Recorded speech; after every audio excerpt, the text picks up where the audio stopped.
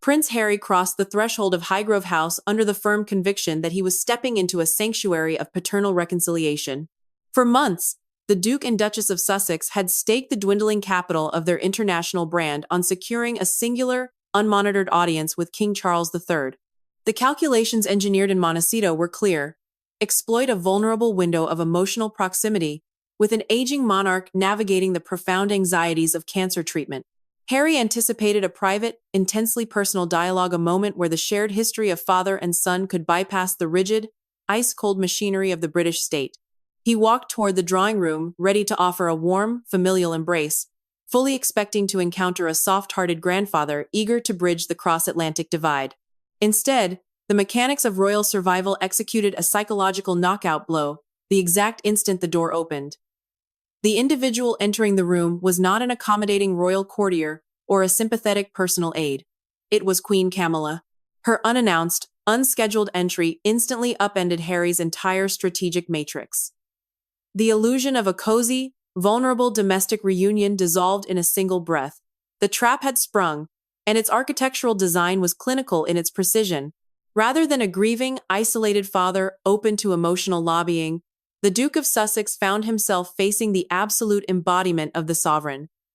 For 45 grueling minutes, King Charles remained firmly rooted in his chair at the formal tea table, maintaining maximum physical and psychological distance from his younger son.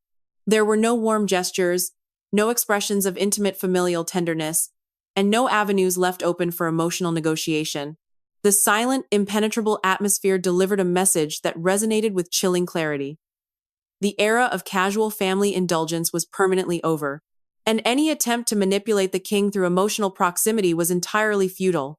Every single component of the drawing room at Highgrove had been weaponized to systematically dismantle the Sussex strategy before a single drop of Earl Grey tea could be poured. The Duke and Duchess had arrived in Gloucestershire, desperate for a lifeline, most notably, a highly coveted, authentic photograph of King Charles with his American grandchildren, Prince Archie and Princess Lilibet. In the cutthroat arena of Hollywood currency, this single visual asset was meant to be the crown jewel of their upcoming multi-million-dollar media empires, an indispensable validation needed to appease global streaming executives at Netflix and revive their fading prestige. Yet, the king enacted a deliberate physical movement that shattered these commercial aspirations in an instant. As Harry leaned forward, attempting to establish an intimate, informal tone, the monarch pointedly refused to engage. He did not offer an embrace. Instead, Charles stepped backward, enforcing a strict constitutional barrier between himself and his son. Dominating the visual space on the wooden table between them sat a highly confidential blue leather dispatch folder. This was not a repository for sentimental family albums or symbolic olive branches. It was the physical manifestation of sovereign authority. Inside its leather walls lay a cold, definitive, and entirely non-negotiable legal brief detailing the absolute, immutable limits of the Sussexes' titles, their state protection, and their institutional standing. The king had not arrived as a vulnerable parent seeking compromise. He had arrived as the head of state, surrounded by a highly controlled, sterile environment and accompanied by an unyielding witness to ensure that not a single word uttered during the encounter could ever be leaked, repackaged, or sold to global media networks. To understand the profound structural weight of this clinical confrontation, one must examine the high-alert wargaming that had consumed the palace apparatus in London for weeks prior. Publicly, the meeting carried the optics of a tender grandfatherly concession from a 77-year-old monarch, contemplating his own mortality, marking the first time Charles had agreed to see Harry's children since the late Queen Elizabeth II's Platinum Jubilee in 2022. Privately, however, the internal friction within the royal household was razor-sharp. Prince William and Catherine, the Princess of Wales, had stood as an absolute, unyielding wall of resistance against the audience from its inception. The Prince of Wales, who was actively shoulder-mounting an ever-increasing share of the Crown's constitutional duties during his father's illness, viewed any concession to the Sussexes as a catastrophic operational error. William explicitly warned his father that Harry and Meghan were master media manipulators who would exploit the slightest vulnerability in the palace defenses to fuel their commercial campaigns. While King Charles ultimately chose to proceed with the meeting, the execution proved that he had not discarded his eldest son's warnings. He had simply opted for a far more devastating institutional weapon: The king did not lock the gates of Highgrove. He invited the Sussexes inside, only to strip them of their leverage in a masterclass of polite, freezing institutional containment. The selection of Highgrove House as the stage for this high-stakes encounter was a decision of clinical administrative precision. Unlike the sweeping, historic staterooms of Buckingham Palace or the imposing royal backdrop of Windsor Castle, both of which inherently carry the grand, official weight of the British Empire, Highgrove serves as Charles's private sanctuary. It is his personal escape, a domain of domestic tranquility tucked away in the Gloucestershire countryside. By deliberately anchoring the audience within these specific geographic boundaries, the king executed a vital piece of constitutional statecraft. He structurally classified the meeting as a strictly private, domestic event completely devoid of state significance. This calculated isolation meant that the traditional apparatus of a royal reception was entirely dismantled. There were no red carpets rolled out on the gravel drive, no official press association photographers stationed at the perimeter, and absolutely no record of the encounter entered into the formal court circular. It was designed to look to the outside world like a simple, quiet family tea. Yet, within the walls of the drawing room, every single domestic element was meticulously weaponized. As the Duke and Duchess of Sussex, along with their young children, were escorted across the threshold, their internal strategy was already colliding with this icy reality. Prior to their arrival, Harry's public relations team in California had already primed the American media landscape to expect a monumental familial breakthrough. The Sussex camp operated under the assumption that the king's ongoing battle with cancer would render him emotionally vulnerable, and that the physical presence of Prince Archie and Princess Lilibet would soften his long-standing institutional resolve. They expected to walk out of Highgrove with the ultimate piece of branding gold: a casual, unposed, smiling photograph of the king holding his youngest granddaughter. Such an image would have immediately reset their narrative with global streaming networks, offering undeniable visual proof to Netflix, executives, and international brands that the Sussexes still maintained access to the literal stardust of the British monarchy. But as they stepped inside, the warm California dream evaporated into absolute ice. The primary blow to the Duke of Sussex's carefully constructed strategy was the physical presence of Queen Camilla. According to deep palace sources, Meghan and Harry had built their entire operational plan on the firm assumption that the Queen would be absent from the estate. It is a well-documented reality that Camilla rarely spends her weekends at Highgrove, heavily preferring the sanctuary of her own private estate in Wiltshire to relax and unwind away from the demands of royal life. Calculating that the Queen would follow her usual routine, Harry's camp believed they would secure a completely unmonitored audience with Charles, allowing them to isolate an older, fatigued father and lobby him directly for substantial financial relief and the immediate restoration of their state-funded royal security details. The sight of Queen Camilla standing beside the king was a masterstroke of defensive planning. Her presence was the direct execution of a solemn pact sworn between King Charles and Prince William years earlier.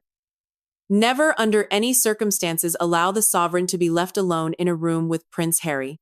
Camilla was not there to engage in a soft, nostalgic family dialogue or to offer maternal comfort. She was positioned there as an official, unyielding institutional witness.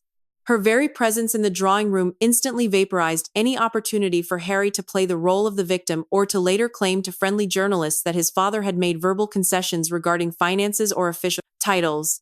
The avenues for future narrative twisting were completely sealed shut. Throughout the entirety of the 45-minute encounter, Camilla's eyes remained fixed on the Duke of Sussex, a silent, powerful, and deeply unnerving reminder that they were operating entirely on her terrain, under her scrutiny, and according to the unbending rules of the reformed royal household. With the Queen serving as the human anchor of this defensive strategy, the physical interaction between father and son became a study in calculated evasion. Harry had crossed the Atlantic hoping to leverage his status as a son to bypass the palace bureaucracy, but he quickly discovered that the king's body language was an impenetrable fortress. When the Duke stepped forward, anticipating the paternal embrace that had characterized their relationship in decades past, the king pointedly refused to close the distance. He extended a polite, stiff, and thoroughly formal handshake, the exact type of greeting reserved for visiting foreign diplomats or secondary state officials, not a beloved family member. Charles's physical posture remained entirely unyielding. He chose not to sit on the comfortable, low-slung sofas where Harry could easily lean in, bridge the physical gap, and steer the conversation into hushed, emotionally charged tones. Instead, the king remained seated behind a formal wooden table, intentionally utilizing the heavy furniture as a physical barrier to separate himself from his son.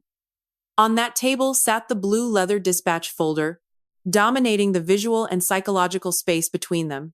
Every single time Harry attempted to steer the dialogue toward his personal grievances, his relentless legal battles with the British press, or his mounting anxieties over security, the king executed a series of masterful, quiet deflections.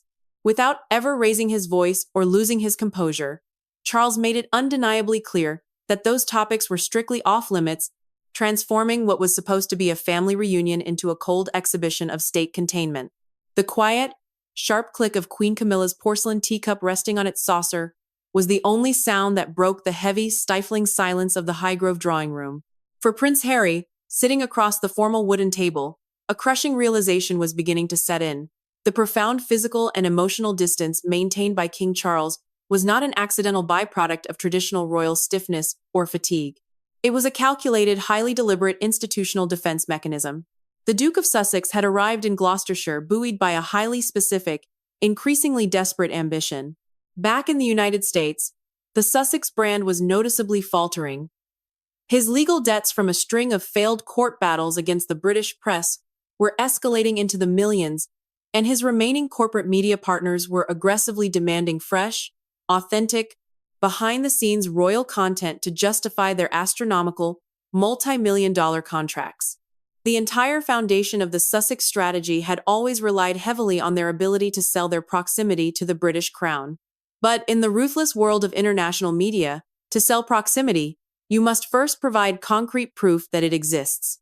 Harry desperately needed a token of reconciliation, a verbal commitment from the monarch, or, most importantly, a visual acknowledgement that he and his children remained central to the royal narrative.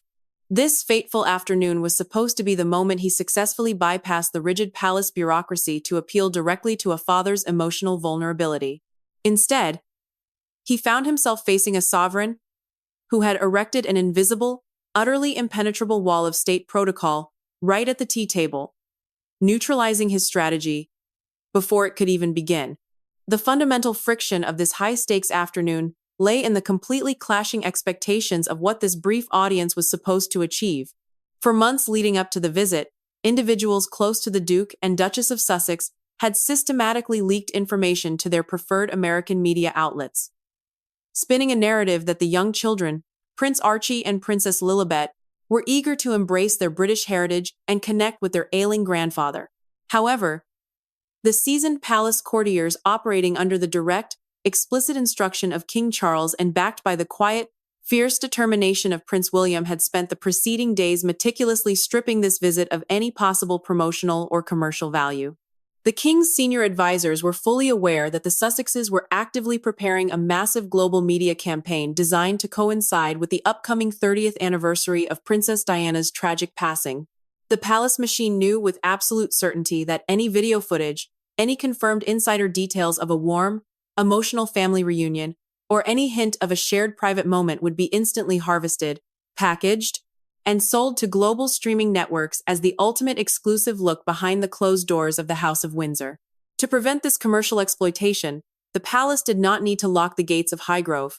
Instead, they simply turned the private estate into a highly controlled, sterile environment where no leverage could be gained, no commercial assets could be harvested, and no royal secrets could be manufactured. Harry was left to navigate a space where his identity as a prince was completely secondary to his status as a heavily monitored outsider. As the minutes ticked away inside the Highgrove drawing room, the psychological pressure bearing down on Prince Harry noticeably intensified. Sensing that his window of opportunity was rapidly closing, the Duke of Sussex attempted to decisively pivot the conversation toward the core issue driving his personal anxieties: his family's ongoing security arrangements within the United Kingdom. For years, Harry had aggressively maintained in the public sphere and through the courts that without official, state-funded police protection, he could not safely bring his wife and children to British soil. By taking the immense risk of bringing Archie and Lilibet to Highgrove under his own private security detail, Harry hoped to physically demonstrate the extreme logistical difficulty and staggering financial burden of his situation to his father. His ultimate goal was to extract a firm, verbal promise that the king would personally intervene with the Home Office on his behalf to restore his taxpayer-funded security. But before the Duke could fully articulate his plea or establish an emotional foothold, King Charles executed a subtle but utterly devastating movement. With a quiet, deliberate slowness, the monarch reached forward and adjusted the heavy blue leather dispatch folder sitting on the table between them, resting his hand firmly upon its surface. This gesture was a silent, absolute, and non-negotiable constitutional veto. The king, operating under the strict, unyielding advice of his constitutional counselors, flatly refused to engage in any discussion whatsoever regarding state-funded security or his son's ongoing legal disputes. Under British constitutional law, the sovereign is strictly prohibited from interfering in administrative decisions made by the independent executive or the judiciary, especially when those decisions involve an active legal battle that Harry had chosen to launch against the king's own government. By placing his hand firmly on the state dispatch box, Charles was delivering a chilling reminder to his younger son. He was not a weak, grieving father sitting at a casual kitchen table. He was the constitutional monarch of the United Kingdom, bound by the laws of the land, and the door to state intervention was permanently locked. This refusal to negotiate or compromise was far from a passive avoidance of conflict. It was an active, highly strategic denial of institutional access. Every single time Harry attempted to break through the icy atmosphere to establish a personal, informal, or emotional tone, Charles politely but firmly redirected the dialogue back to entirely safe, superficial topics. The conversation was rigidly confined to pleasantries about the pleasant weather in California, the children's favorite outdoor activities, or their daily life in Montecito. Through this clinical redirection, the king was offering his son a stark, absolute choice. The Duke could choose to maintain a quiet, highly formal, and heavily restricted family relationship behind closed doors, but he would receive absolutely no institutional support, no public validation for his commercial ventures, and absolutely no financial bailouts from the crown. The king's rigid body language, his absolute refusal to lean forward or close the physical gap, and his unwavering reliance on formal, polite language made it abundantly clear that the old days of casual family intimacy had been systematically dismantled. Harry was being shown, in real time, the exact reality of life outside the royal fold. He was allowed inside the room as a biological relative, but he was completely shut out from the power, the prestige, the treasury, and the protection that came with the British crown. The ultimate prizes he had crossed the Atlantic to secure a shared photograph to appease Hollywood executives, a public statement of royal unity, or a financial lifeline to ease his mounting pressures were slipping away with every passing second of this highly orchestrated tea party. The Duke of Sussex was left to realize that his remaining royal currency was being systematically neutralized by the very man who had given it to him. This profound shift in the room's power dynamic marked the first major structural twist of the encounter. For years, the global public had been led to believe that the friction within the House of Windsor was merely a standard emotional feud, a domestic squabble that could eventually be healed with a simple hug and a mutual apology. But at Highgrove, the cold reality of royal survival completely superseded personal sentiment. Harry had arrived believing he held a powerful hand of cards because he was the father of the king's only 2 grandchildren living outside the United Kingdom, children whose total absence from official life created a poignant, highly visible gap in the monarchy's public image. He expected the sight of these children to trigger an emotional capitulation from an ailing monarch. Instead, the king's total refusal to be photographed, combined with the strategic positioning of Queen Camilla as an unyielding witness, turned the meeting into a masterclass in defensive statecraft. This financial desperation was further underscored by the Sussexes' calculated decision to reside at Althorpe, the ancestral home of the late Princess Diana, during their brief stay in the United Kingdom.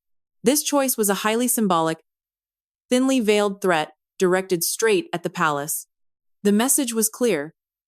If the king refused to grant them the royal validation and financial backing they required, they would explicitly align themselves with the tragic, anti-establishment legacy of Diana, utilizing her memory to bolster their public profile ahead of the upcoming 30th anniversary of her passing.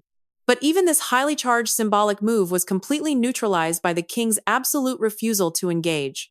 By keeping the Highgrove meeting brief, heavily supervised, and strictly non-transactional, Charles ensured that no narrative of reconciliation could be manufactured for the media.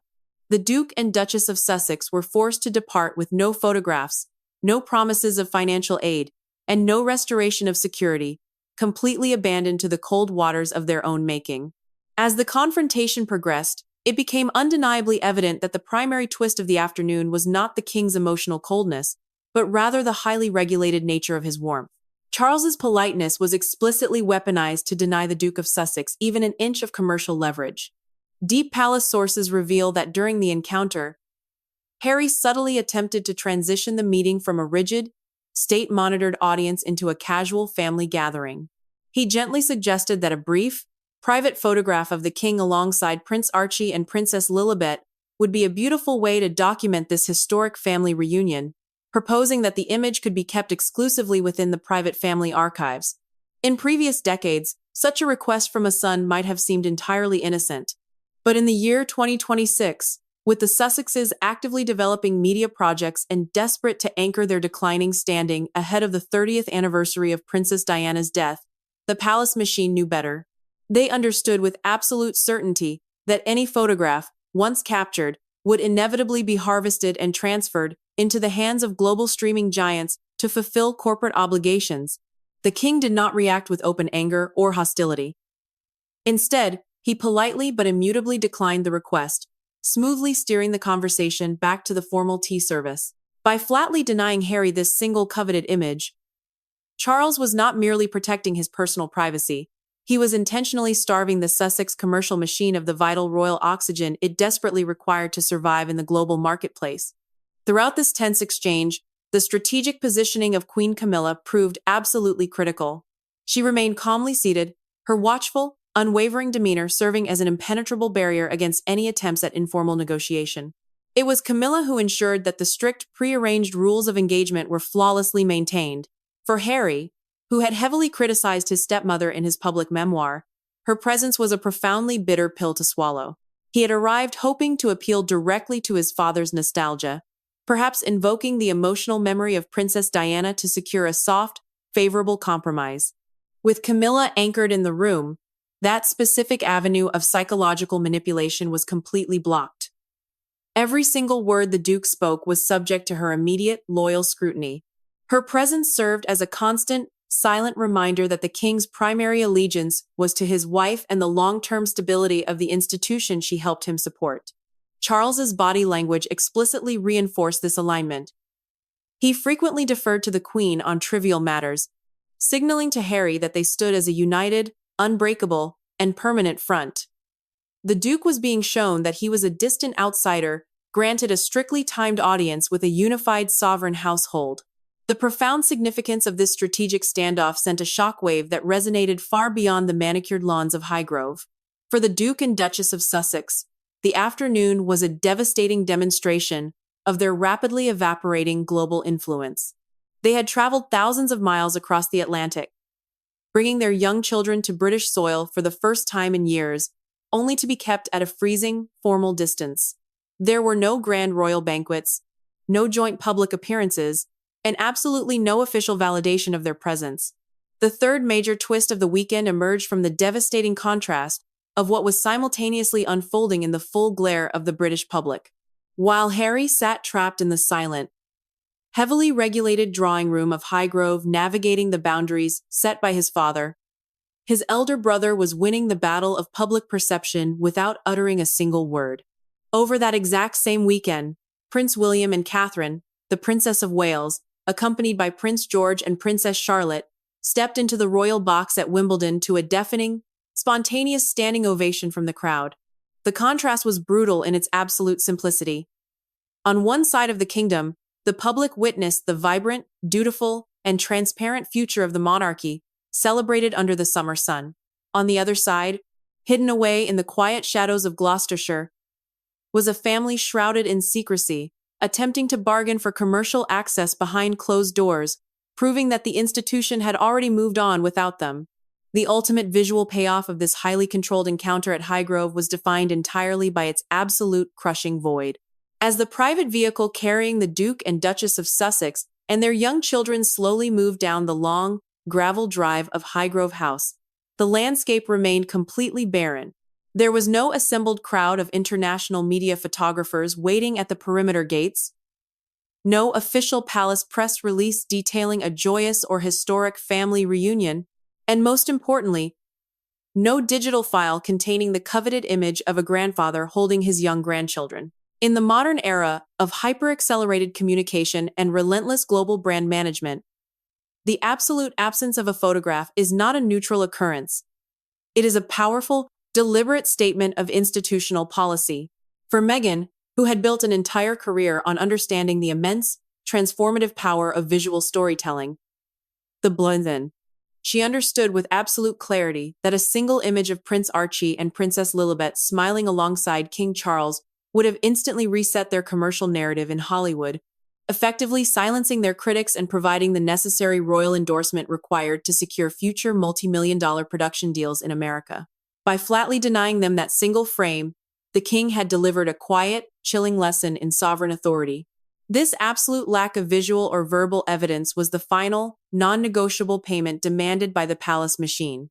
The courtiers had meticulously wargamed every single potential outcome of this high-stakes meeting, and their strategic defense had held perfectly under pressure. They had technically allowed the father to see his youngest son, and the grandfather to see his grandchildren, thereby fulfilling the basic, humane duties of a biological family. But they had done so within a clinical, highly supervised environment that left absolutely zero room for external exploitation. The blue leather dispatch folder that had sat so prominently on the table throughout the 45-minute audience remained firmly closed, a silent, physical barrier that Prince Harry was never permitted to cross. There would be no leaked anecdotes of warm, tearful family embraces, no descriptions of private promises made over tea, and no cozy, insider details that could be packaged for a future global streaming documentary. Every single potential avenue of emotional or commercial leverage had been systematically neutralized by the watchful presence of Queen Camilla and the unyielding formality of the sovereign. For Prince Harry, the crushing realization of what had actually occurred during those brief hours in Gloucestershire was settling in. He had crossed the Atlantic believing that his family's physical presence would force the monarchy to accommodate his terms. Instead, he had been treated like a foreign dignitary of secondary importance, granted a strictly timed, highly monitored audience with a head of state who happened to be his father. This internal dynamic ultimately vindicated the uncompromising philosophy of Prince William. The Prince of Wales had maintained an unyielding stance of absolute non-engagement from the moment the Sussexes stepped down from their royal duties, believing that the survival of the monarchy depended on a clean division between those who serve the crown and those who seek to exploit it. When King Charles initially decided to grant Harry this brief audience, it had sparked a profound undercurrent of tension between the king and the heir to the throne. Yet, the way the king handled the audience proved that he had fully implemented William's doctrine of containment. This confrontation revealed a deeper, constitutional truth about the transition of power currently underway within the House of Windsor. While Charles remains the sovereign, the practical custody of the monarchy's future is rapidly shifting to William. The Prince of Wales is carrying an ever-growing share of the public and administrative burden of the state, and his absolute refusal to tolerate the commercialization of royal titles has become the de facto policy of the family. Harry's attempt to bypass his brother and appeal directly to a father's warmth had failed because the king understood that he could not undermine the heir, who will one day inherit the crown. To do so would be to destabilize the very succession he is sworn to protect. As the gates of Highgrove closed firmly behind the departing Sussexes, the contrast between the two brothers was absolute. While Harry and Meghan retreated back into the ubiquitous secrecy of their Californian exile empty-handed, stripped of their leverage, and facing an increasingly uncertain financial future, Prince William and Catherine stood firmly at the absolute center of the national stage. The visual and psychological battle of the weekend had been won not in the hidden, frozen drawing rooms of Gloucestershire, but on the vibrant public courts of Wimbledon. The global public had been shown exactly where the true future of the monarchy lay, and it was a future that did not require the validation of those who had chosen to walk away. The king had protected his heir, preserved his institution, and maintained his sovereign dignity, leaving his youngest son to contemplate the high, ongoing cost of his own rebellion.